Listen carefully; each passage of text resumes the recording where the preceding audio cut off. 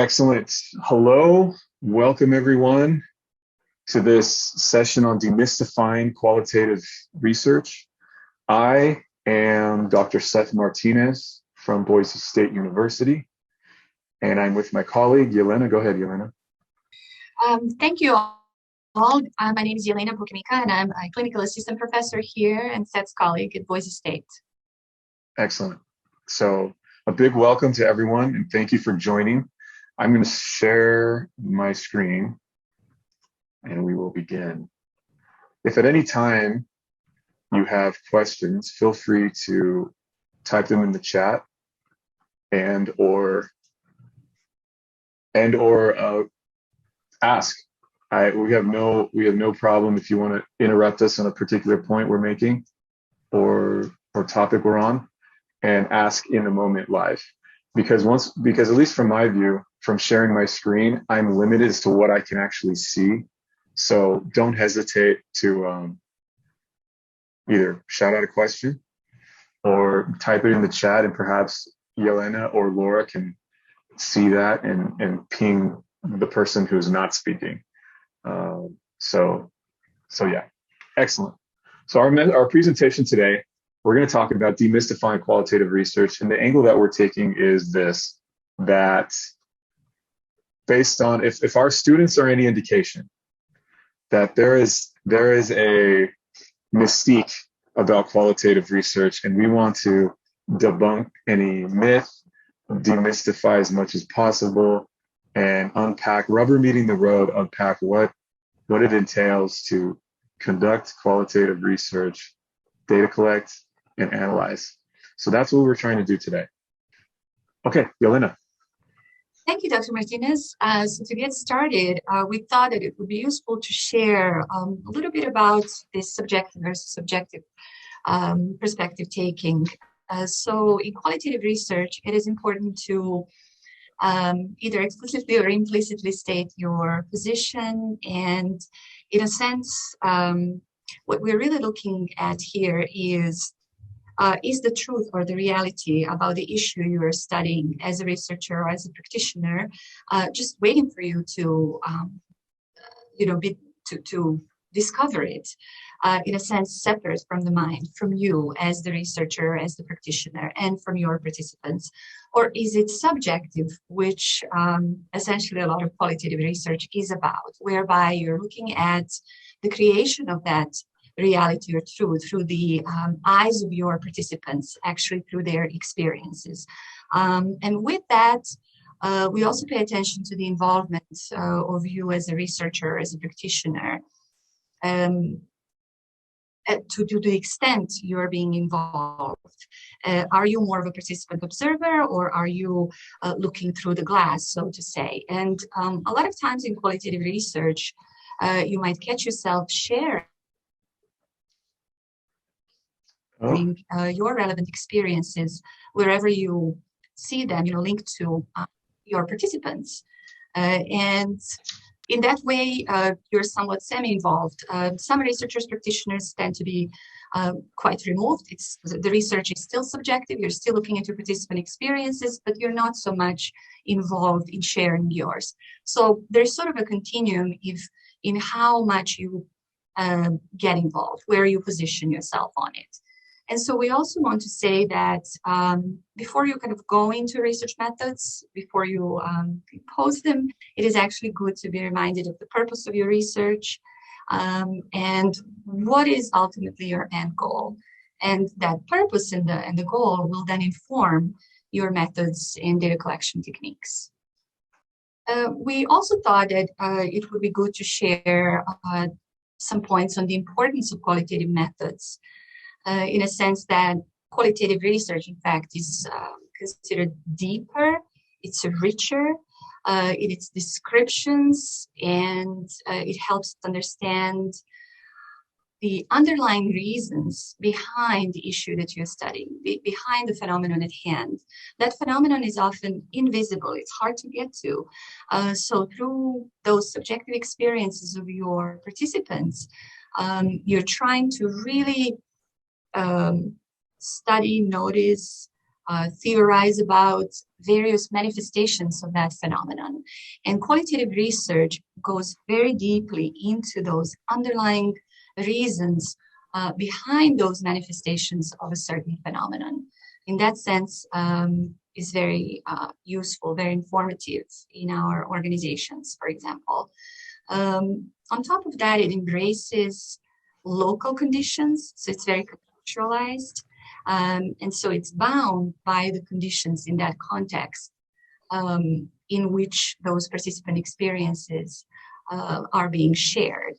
And of course, you can then test them in other contexts and see how replicable they are and how the phenomenon is confirming along certain manifestations.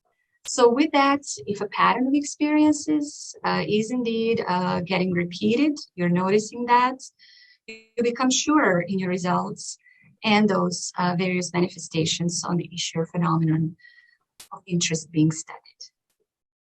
Thank you. And from this point, I'll pass it Okay, great. Thank you, Yelena. to Dr. Martinez. Great. And we are now going to shift into the rigor behind the beginnings of the rigor behind qualitative research. So regardless of what we're doing, we want rigor. We want to establish a high level of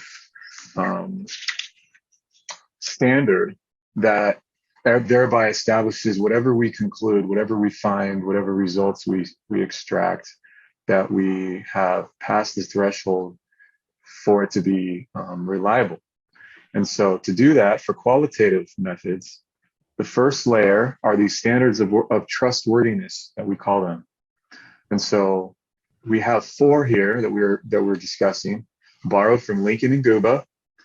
And Lincoln and Guba established these standards that today are still used and still referenced. And we have credibility, dependability, confirmability, and transferability. And for the record, we are going to share this deck afterwards. So you have access to all of these things. But for credibility, the first standard, trustworthiness, that refers to just the confidence level and how accurate your findings are. Okay. Dependability is the consistency of your process. So for it to be more rigorous, we want it to be more consistent. The more consistent your process, the more you can depend on what you've found. Confirmability, the extent to which the findings are supported by the informants, by other sources of data. Essentially, we're asking, do the other sources of data, do they all confirm our findings? Does it jive? And then lastly, transferability.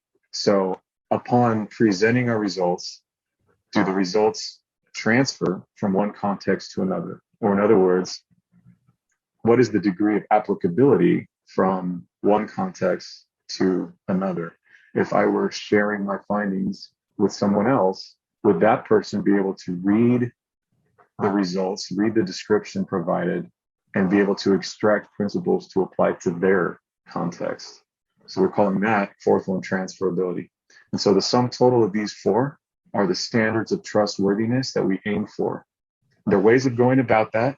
We won't get into that in this presentation, but we will point you to at the end towards the Lincoln and Guba reference and resource to unpack the different ways of establishing credibility, dependability, confirmability, and transferability. But those are the standards. And a good qualitative study has established trustworthiness by virtue of establishing these 4. Okay. Now let's shift to the methods themselves. And we have 2 levels that we're going to discuss. We have the macro view, and these include and are not limited to this following list, where we have case study, ethnography, phenomenology, life story, grounded theory, narrative inquiry, historical methods. These are not silos. These are not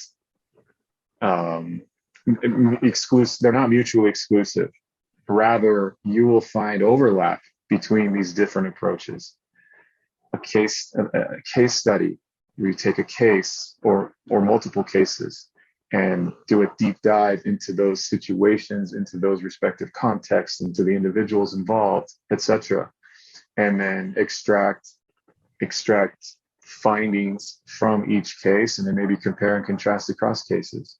Well, that's not so different from an ethnographic or even a phenomenological approach, where you're immersing yourself in a culture, in a group of people, in a situation over an extended period of time. There's overlap there for sure. Life story research, where you're trying to understand the life story of a group of participants. Grounded theory, where you don't have any preconceived notions. You're letting the data determine the themes and the findings, and you're establishing results without any preconceived notions, or even perhaps without even a hypothesis. Narrative inquiry, so story and conversation and story, understanding those regarding a phenomenon. And then historical. So these are methodologies, and we're calling them macro because they are describing an orientation towards approaching the collection of data. But like I said, they are not. They're all under the same umbrella. They're cousins, I would call them, with some overlap between them. So that is the macro view. Now we're going to get a little more micro and getting closer to rubber meeting the road. And here we have the actual data collection techniques involved in qualitative research. Typically, when you are trying to extract data that is of qualitative nature, so that would be, words, sentences, descriptions, etc. We extract that type of data by virtue of interviewing, asking individuals questions and getting responses back. Focus group, where you talk to more than one individual at the same time and get responses back. Observations, observing a phenomenon in real time, and recording notes and reactions to what's being observed. Survey questions, document analysis. So again, words, but on a page. So that's document. Journaling. So you're reflecting and writing down the thoughts based on the reflections. And then we have photography, music, dance, art, etc. Other forms of understanding a phenomenon in action, essentially. So all of these data collection techniques, you would find, let's going back a slide, you would find, if I were, whether it's be a case study or an ethnography or life story, grounded, these techniques on this slide could be used for any one of those macro approaches. So that's why we're calling these micro, because these are the actual rubber meeting the road. These were the techniques we're using to collect data, to understand a phenomenon. Okay, so we're getting more granular, rubber meeting the road here. And now we're going to shift to, and I'm going to pass the mic back to Yelena. Sure, thank you, Dr. Martinez. So I will now touch on instrumentation and use an example to illustrate what we mean by this. So by instruments, we mean, for example, your interview protocol or guide, your observation protocol, or document review protocol, and so on, focus group protocol. And it is very important in the research process to actually pilot that protocol, let's say an interview protocol.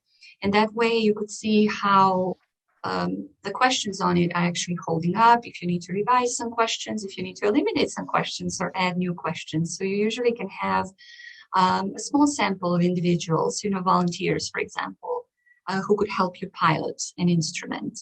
And so it is not uncommon to have several iterations before the actual launch of that instrument.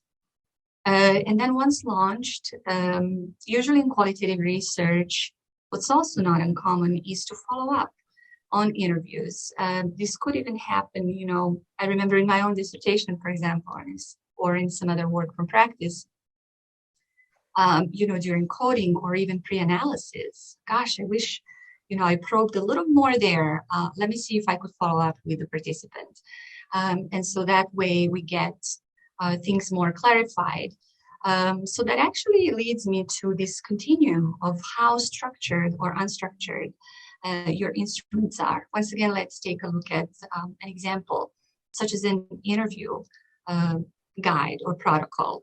So it could be more on the structured end, whereby you have predetermined fixed questions, let's say 5, 6 of them that you want to ask of every one of your participants. You could be somewhere in the middle, that is the semi-structured part of the continuum, whereby you have a more of a predetermined fixed portion of the guide with the questions that you're going to ask of each interviewee, and then you allow for a flexible portion for a series of probes or follow-ups that you can use for probing more deeply into certain issues or clarifying if something is not clear during the interview or following up. And then you can have an unstructured guide or protocol. Those two terms are interchangeable, whereby it's very open and it kind of vary from participant to participant, so you don't quite have a lot of structure there. But there are purposes for that, for example, in exploratory studies and so on. Let's go on to the next slide, please. And by the way, I will just now go into skill building, but before I touch on that, in fact, if I could just say something on the previous slide, if we could go back, is that related to this continuum, you will see that this is actually going to be useful to you in two realms. Down the road, if you use the same instrument in different contexts, and on the one hand, if you see that some of your results are repeating in terms of those, how phenomena or an issue you're studying is manifesting, that's great. You're sure in your results, and then you're able to then devise certain interventions in your organizations around how a phenomenon is manifesting and what to do about it. But at the same time, with respect to your instruments, if you're using the same, it also speaks of the stability of your instruments, and more specifically to the fixed, predetermined, structured portions. It could speak a little bit to the flexible ones, but sometimes a little less so, quite expectedly, because precisely due to the probes through tunes, you will see some departures in answers, across time and across context. So just to keep that in mind, because we're going to touch on that transferability later on as well. Okay, let's now go to skill building in terms of how qualitative research could help our students and our practitioners build skills. And what are those skills? Well, we have a series of them here to share with you. So we could use qualitative data for informed, data-driven decision-making, of course, besides other types of data, such as quantitative data. Or we could have both mixed methods, data-informed decision-making, for example. In the process, our students, our scholar practitioners are building critical thinking skills that are very sought after in organizations, namely analytic skills. They're also building synthesis skills, also how to reflect on the process, but also on their own thinking, metacognition. And I think I will connect this critical thinking also to examples from deductive and inductive reasoning. Just recently, for example, in my class, students engaged in a research process whereby they interviewed participants on certain experiences during COVID and post-COVID effects, whether personal or professional. And then they worked in groups of 3, 4, where they cross-analyzed their interviews. And so by taking a look at more specific examples of interview transcriptions, and coding and getting to categories across those interviews, they were going from more specific to more general, sort of more deductive.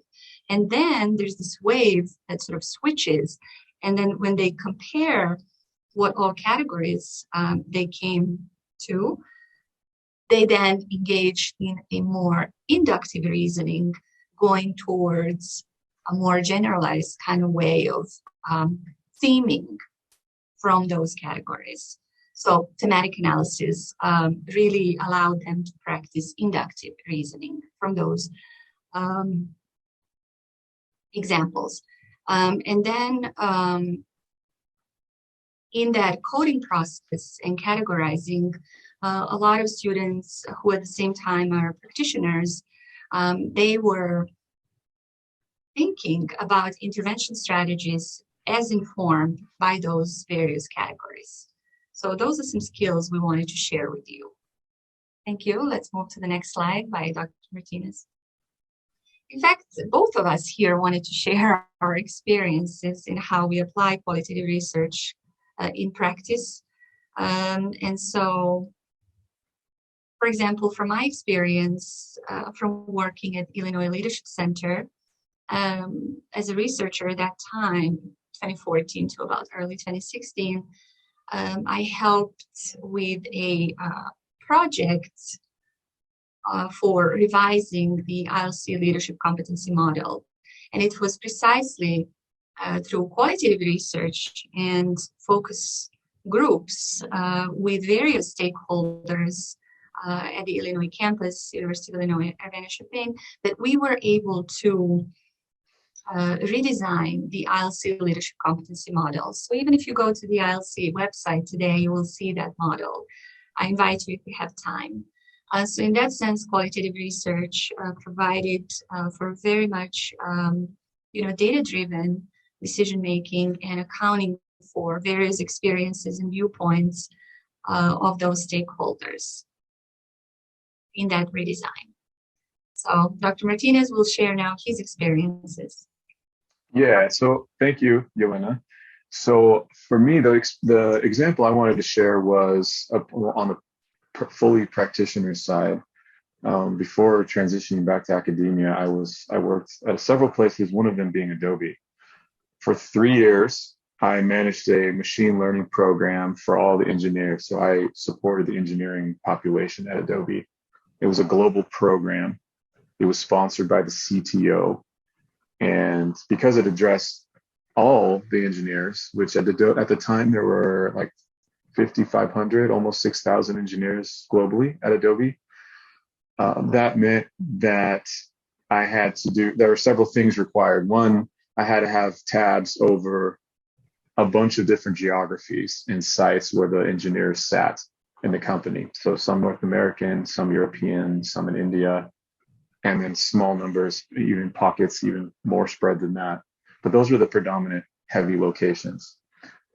2, I had to report on a regular basis because those familiar with machine learning, it is a complicated discipline. It is a little bit computer science, a little bit data science, a little bit advanced math, all converging in one discipline. And because of that, it meant for the training program to be kind of long. Like the most aggressive participants completed it in 6 months. And I think the average was more like 8 or 9. And then there were some that took about a year. So that's a long runway of a program, meaning I had to provide monthly updates to the senior stakeholders, to the CTO and to the VP that I interacted with on a regular basis. And guess what I used to extract the data that I needed to extract to tell the story, the accurate story on a monthly basis? It was qualitative methods. I interviewed, I conducted focus groups, I surveyed. So I used survey to get a broad brush of all participants, but then I did focus groups to get a little bit more narrow of an understanding of the participant experience at certain locations. And then I used one-on-one interviews to get even a deeper dive, a more specific dive accordingly. And I did that at regular intervals so that I could tell the most accurate story possible up the chain. And I did that over the 3 years to the point where it became second nature for me. It became second nature for all the participants, because some of them I asked them for repeated questions over time, and they knew it would be coming at regular intervals. How is it going? Pain points, things that we could do to improve the learning experience for them, etc. Just to name a few topics that we cared about. And then obviously completion rate and how people were progressing through the program, what percentage were at the beginning, percentage were at the middle, percentage were coming through the finish line, and everything in between. And so qualitative meditative methods serve for that stretch. It served me very well to be able to provide the most accurate, up-to-date information to the senior leaders who were sponsoring and monitoring the training program over that period of time. And so that was my example I wanted to share. It's a similar one that I tell my students. And what we want to do now is get one more layer of the onion deeper and more granular and discuss, again, if our students are any indication, rubber meeting the road, coding, or i.e. analyzing the qualitative data that now you've extracted, now you've conducted your interviews, your surveys, your observations, whatever you've done all of that, and now you have your pile of information. You have your interview transcripts, you have your observation notes, any documents that are relevant, you've obtained them. You have all of that before you. Now it's the rubber meeting the road of, so what do I do now? And i.e., how do I analyze this data that I have before me? And that's what we want to talk about next. And we're calling this Coding 101, because we want to debunk this as much as we can. So a couple key terms. First, review for some of you, and maybe this might be new for others, but there's two terms that are relevant for the next few minutes, and it's code and schema. So a code is, again, our data is in the form of words and sentences. That's the qualitative data we have, right? And so a code is a short descriptive word or phrase that captures or assigns meaning to that particular nugget of data that we're analyzing. Okay? So think of it as like a symbol, except it's a word. It's another word or phrase. So we're taking, say, a paragraph of interview and response, and the code would be a word or a phrase that assigns meaning to that paragraph. So that's code. Second term that we care about for now, for this discussion, is a schema. And a schema is simply, just think, a visual representation, graphic visual representation. So, and these two terms are important because when we analyze the data and we extract meaning from all of the things we've done to collect data, as we extract meaning, the other side of the coin is we have to then present the extractions of meaning and the interpretations of meaning from all of our analysis. And how we present that becomes in the form of, we're calling this a schema. So this slide might look a little busy. I understand. Don't get caught up in the weeds. But what we have here is a graphic representation of a series of coding exercises, we'll call them. So we have first order, second order, subcategories, and themes. And we're going to break this down for the next 5 minutes or so. Oh, I see a chat. I wonder how you managed to bring your colleagues along with you with your qualitative research journey. In my experience, they're more familiar with surveys. Oh, yeah. Nothing that needs to be answered right now. Okay. I will get there. I'll answer that, Henriette. I will definitely answer that. Let's finish coding and then we can tie it all together in one neat bow. I'll get there. So thank you for your question. And I apologize for not seeing that sooner, but my visuals are limited. Okay, so we have this schema, and this is generic. What you've seen before you was generic. This is the instructional schema. So we have a series of coding or analysis going from first order. And you can see it progress left to right to second order, then to our subcategories, which you might find in other places, this third one labeled as categories or something very similar. That nomenclature is less important. What's important is that in the third step, we are starting to now lump things together And then you repeat the lumping together at one more layer further into the themes, which we're calling aggregate themes. You might find them called elsewhere themes. You might find them called dimensions. Also, nomenclature is less important. What's happening under each of them is what's more important. And so let's unpack this. So here we have a generic schema of multiple first order codes that lead one-to-one to multiple second orders that are then lumped together into lesser subcategories, which are then lumped together into lesser, even less themes. Okay. Now, let's take one at a time. So always when we're analyzing qualitative data, we are doing one step for everything and doing that one step across all the data and only that one step. We're not going to any further than one layer at a time for everything. So we're always going to think in one step at a time. So our first step is first order codes. So a first order code is simply taking the raw data. So let's use an example, a paragraph of an interview response. There's one paragraph, that's the unit of analysis that we're going to look at. 3 to 4 sentences, we'll say. Those 3 to 4 sentences were in response to a question that we asked. And we have this raw data, this raw, pure, direct quote from the participant. And I am going to ask myself, what is this person saying? How can I summarize these sentences into a condensed version? And then whatever that answer is, I put as my first order code statement of insert the thing.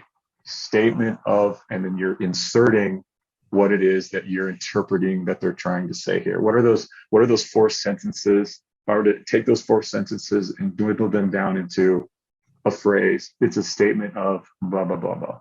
Okay, so that's what we're trying to do for the first order codes. And we do that for all the data. So if we have 50 pages of interview transcript, 20 pages of documents, maybe 10 pages of observation notes, we're taking all, whatever that means. What is that, 80 pages total? We're taking all 80 pages and we're doing first order coding for all of it. And we don't do anything else until everything has been analyzed at the first order level. Then, once we've done that, then we move to the next. Oh, no, I inserted an example and I forgot that I inserted an example. So here we go. So here's an example. So this is for context. And how are we doing on time? Okay, good. So this was from an interview of how did the pandemic affect your life? Good, bad, or indifferent? How did the pandemic affect your life? How did it impact your life? How did it impact you, your family, your sphere, in any category possible? How did it impact your life? So here's a response. This is a quote. So we have here, I went from having a big social outlet and time to decompress. As I did my commute, I physically saw different places. I went places, especially in the beginning, before there was a vaccination available and before people really knew about what to do to stay safer. Then I didn't go anywhere. So I went from feeling like I had complete freedom to feeling very locked in, very isolated, end quote. So that's the nugget that we're going to analyze. That's the response, and that's the most chunked version that we're going to analyze. The first order code from that, and this is Dr. Martinez's interpretation, is as I ask myself, okay, I read that paragraph, what is being said here? What is this person saying that I can condense into a phrase? I'm going to say it's a statement. The first order code for this is it's a statement of feeling isolated from a lack of social interaction. That is how I am extracting meaning from those 6 lines of raw quote. Is my first order code, statement of feeling isolated from a lack of social interaction. Let's do another. Similar topic, another response, different person. I think it's made healthcare very difficult. Like I haven't seen a doctor for anything except like updating prescriptions since the pandemic started. I mean, I've gone twice total to see the doctor. it was extra stressful situation. I tried to avoid seeing the doctor for as long as possible. So this is another individual, another response talking about extra stress from going to basically doing a normal, regular, routine hospital visit became stressful. He avoided it because if you all recall, there were parts of the pandemic where the hospitals were at max capacity, and you only could go to the visit if it was like a super, super serious situation, especially in the more metropolitan areas. And so that's how this person felt. So my first order code from this raw quote is a statement of increased stress with healthcare and a subsequent reluctance to see the doctor. So that is my condensed interpretation of these 4 lines of response. So can you see how I'm asking what is being said here, that I can take the essence of what he or she is saying and then condense it down and dwindle it down. That becomes the first order code. So now we've done 2. We have 2 first order codes. Now, so we've done the drill. We've taken all 80 pages of our raw data and we've first order coded every last part of it. So now we have a bunch of first order codes now. Now we've set the raw data aside and now we're only looking at our first order codes. So for every first order code that we have, it's going to get a corresponding second order on a 1-to-1. So these 2 that we just did, we're going to do the same drill. Statement of feeling isolated from a lack of social interaction was the first. Statement of increased difficulty with healthcare and reluctance to see the doctor was the second. So these are 2 first order codes now that we need to make into second order. So for second order, the question we want to ask is here at the bottom. It's very similar, but it's a little more subtle. We have what is going on here in relation to the research question. So what are they saying, even if they're not actually using the words? What are they saying, maybe without even saying it, what's being said here in relation to the research question? And we ask that only looking at all the first order codes. So now we're going first order and extracting meaning from just the first orders and doing that for the second order. Okay. And here we have an example. So let's just look at the first one. So remember, the first one was the quote was a statement of restrictions that impacted social interaction and led to feeling isolated. So the second order, with respect to the research question of how has the pandemic impacted you, it caused a feeling of loneliness due to the restrictions. The pandemic caused a feeling of loneliness due to restrictions. And the second one, it was a statement of high stress with healthcare and avoidance to see the doctor. So what did this person say without even saying it in relation to the research question? The pandemic caused him or her to feel unsafe and avoid going to the doctor due to the pandemic, because of the pandemic. But it was a feeling unsafe and avoiding going to the doctor. Bam. So now, hopefully you can see how we've gone from the first orders and just looking at the first orders and extracting a 1 layer of meaning further in relation to the research question. So now we do that drill for all 80 pages of our data, or well, it's going to be less than that. The first order code, just all of the first order codes, we do that drill. So now we have everything has now been second order coded. And we repeat, except now that we have second order coding, now guess what we get to do? Now we just simply combine like second order codes. We chunk them. Any second orders that are similar, we put together and we chunk them. And these chunks or these groupings based on similarity become our categories or subcategories. Remember, the naming of this is less important. What's happening and what's taking place is what's more important. So here we're chunking. And so now we're saying, all right, look, we're only looking at second orders and we're saying, how are some of these similar?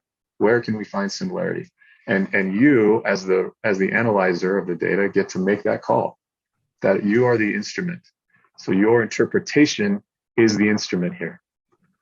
And you are making a connection of several meaning units, i.e. several second order codes are what's being connected. And your mind is what is doing the connecting. How are these similar? Well, how can I chunk them? And then two of them, two or three or four or five can go into one chunk. There's no limit.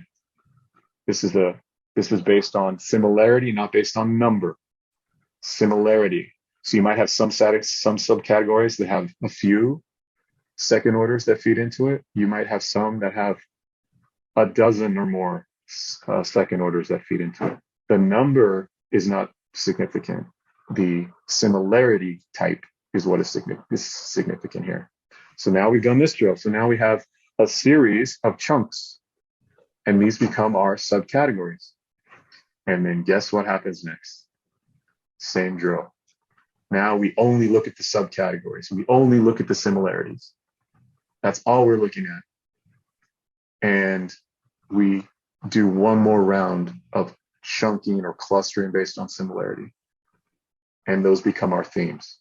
And so what we've done is we've now gone from raw data, 80 pages of raw text, words, phrases of data, and we've first order coded everything, second order everything, subcategorized, and created themes all the way down. And we have themes. So in the case of Adobe, going back to the Adobe example, and let's see here, what's the next slide? Oh, no. Okay, so going back to the Adobe example, what would I do? So I would do interviewing, focus grouping, and surveying. I would observe some sessions if there was live that was near where I was based. I was based in headquarters, but not everything happened there. If I was able to observe something, I would go and I would observe. At different intervals, I did different things, but let's just say on a monthly basis, I did some combination of those data collection techniques. Yelena or Laura, could you mute everybody else? Okay, thanks. So what I would do is I would do a drill similar to what I just described. And then I have at the end, I would have my small number of themes, and I would report the themes to the VP and to the CTO. And I would say, this is the recon that I did. I didn't do qualitative research. I didn't call it that. I just said, hey guys, this is the work that I've been up to. This is the recon that I did. These are the themes that I found in my investigating. And this is therefore, based on these themes, this is the current state of the ML training program. And I would do that on a regular basis. And I would use the themes as my communication tool. Should they ever want to unpack the themes, because I've been rigorous, I would be able to then say, yeah, and guess what I would go to next? The subcategories. And if they wanted to unpack that further, second order codes. If they want to understand everything, I would use representative quotes then. Like here's an actual, like if you want to understand the full thing, here's some actual representative quotes. Like these were the words that actually came out of people's mouths. Oftentimes they didn't want to go that far back, but sometimes they did. And I had that, and I just followed the tree. I just followed my schema, and the schema allowed me to tell the story very, very easily, because I would present the themes, and then based on the level of detail that they cared about knowing, I would work backwards. And these were the things that I found that led into this theme. These were the things that I found that led into theme number 2, and so on. So that was a very, very quick overview. Hopefully it was clear of how do we analyze. We have raw data. How do we analyze it? How do we think through it in a rigorous way, in a thoughtful way, and in an intentional way to come up with themes that we can then describe as our findings? And what we have here, and because we're sharing this deck, we're going to include this slide. This is not a references. We have more references if you want that, but this is not that. What we have here is actual resources you could use to help unpack some of the things we've talked about. So if you want general guidance, we have an article with a link. It's more on standards of trustworthiness. That's the source for the link. If you want specifically to understand the first and second order coding, that Van Manen article is beautiful. We have a link for that. If you want examples of coding and seeing schemas in action, in actual publications, we have that in links. First couple examples of that coding, how to think through it, what the trees of the boxes of first orders to second orders to sub to theme. There's two examples there, one from Corley and Goya and one from my dissertation. So yes, so we've tried to race through a lot. I understand. I may add something in Yes, please. support of Dr. Martinez also, because as he was explaining very nicely, through the scheme of all about the codes, it just reminded me how, for you in the audience, it's a really nice illustration of the so-called open coding and then going more to the fixed coding and really going from bottom up in very simple terms, which is that inductive reasoning. So you're allowing the codes to emerge. Whereby on the deductive side, it's more of a top-down. You could use the pre-existing, predetermined codes as informed by a theory or from the literature, or even from institutional theory or from your own organizations. You could use certain codes such as participant or time period or level of engagement, whatever it is. So once again, what he was demonstrating was very much of that inductive bottom-up approach. And in that, I know we didn't talk a lot about different software, but you could use, for example, NVivo or Atlas TI, which I use for my dissertation. You could use QDA and other different software. So in that sense, our students, but also you as employees in organizations could build software skills. Thank you, Yelena. I'll end with that.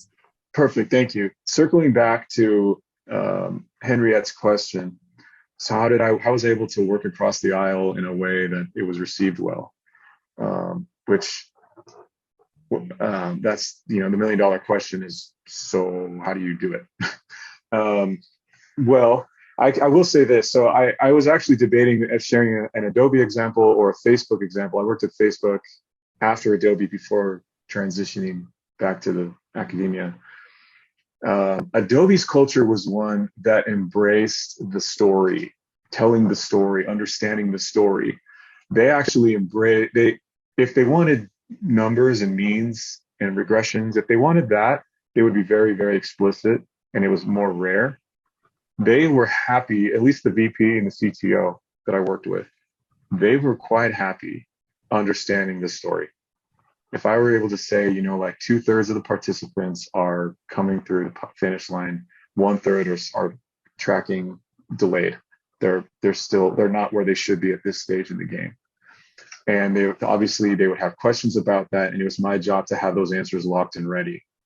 And the story answers that they cared about the story answers more than they cared about new statistical answers.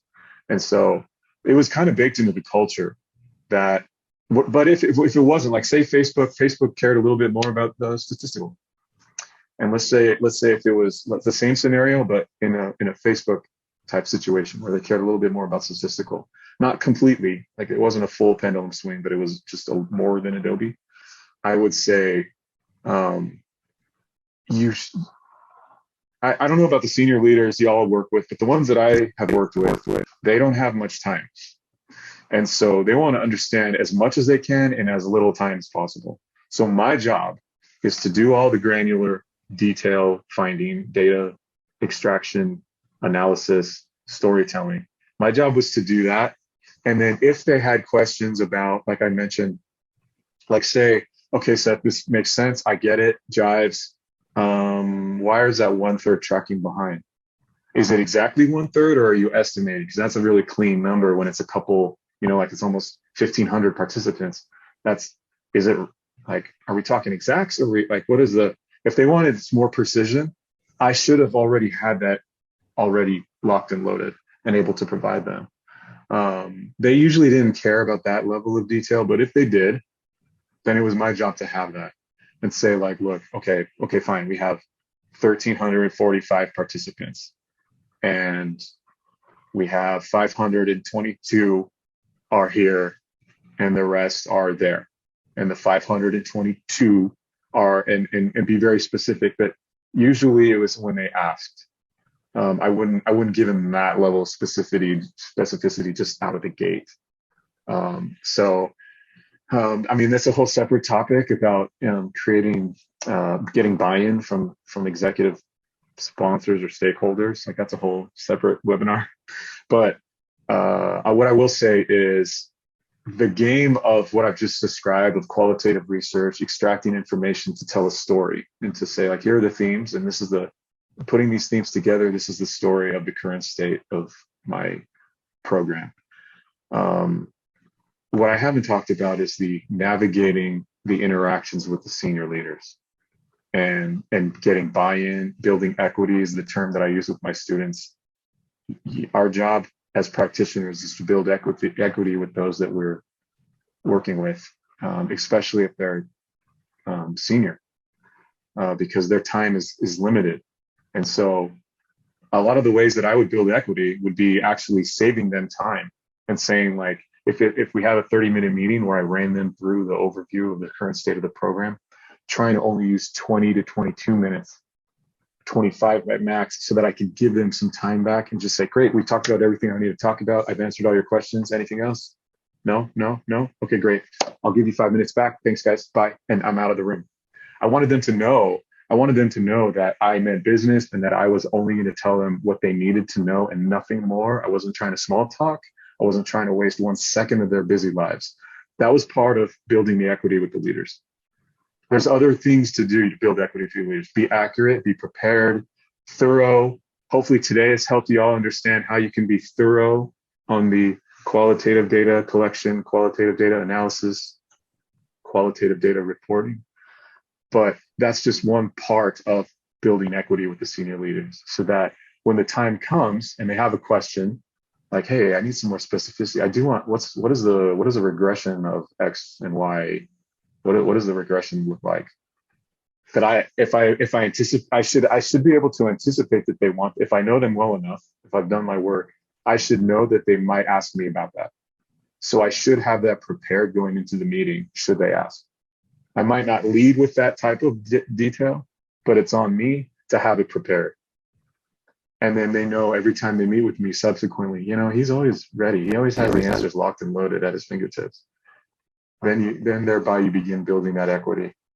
And that's the other part of the game that I haven't talked about. But a really good question, Henriette. Hopefully that is of some kind of value, what I just said. Great question. Tony has a question as well. Yeah. Tony. Mm-hmm. Why choose qualitative over qualitative for Adobe Research? That was simple. Because they cared more about the story than the raw numbers, at least for the training related initiatives. And so for that, they wanted to know the story. I did have some statistical information for them. Like one thing that I had to prepare every month was a geographic breakdown of the progress made by the participants. So I had one slide recurring every month in my report. There was one slide that was a map of the globe with numbers associated to certain regions. And those numbers were either how many have completed, or how many are about to complete, or how many are under the target milestone where they should be at, how many are going slower than that. And so I did have some statistics, but that wasn't the main thing they cared about. And that's the reason why, like I told Henriette, if it was a different culture where they valued other things more, then I would have probably played it maybe a little differently. But to tell the story to senior leaders, you have to do what you need to do to tell the best story. And that's all you have to decide what is the best story that they care about. If it's a numerical only story, great. Then do that by all means. So that's my thought on the matter. Does that make sense? Zaituni? Okay. Any other questions? Anyone going once? Yes, I'm going to just share with you about the redesign of that leadership if you ever want to refer to it beyond this webinar and to see how the model looks like. But it was very much informed by qualitative research. Thank you. Great. I think we're about at time. So I just want to say thank you, everyone, for joining and participating. Yelena and I really appreciate it. Really great questions. And Christopher is just starting his dissertation. Excellent, Christopher. Best of luck, my man. Best of luck. If we'll try sending the deck through the SIG communication channel. But if any of you have any other questions or want to unpack anything further, I know Yelena and I would be more than happy to follow up with you. In fact, here, let's do this. Yelena, why don't we put our Yeah, sure. Thank you all so much. It was really great being with you. I will put my email as well. Emails are in there. Yeah.